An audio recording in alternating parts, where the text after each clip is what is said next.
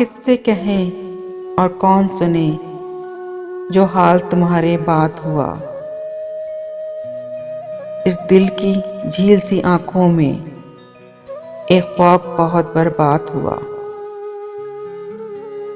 ये हिजर हवा भी दुश्मन है इस नाम के सारे रंगों की।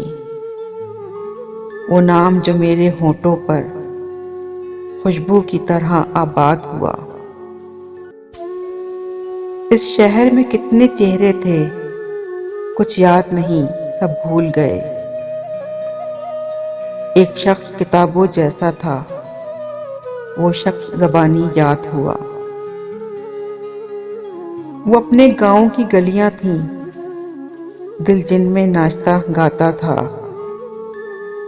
अब इससे फर्क नहीं पड़ता, नाशाद हुआ या शाद हुआ। बेनाम सताइश रहती थी इन गहरी सांवली आंखों में। ऐसा तो कभी सोचा भी न था, दिल अब जितना बेदात हुआ।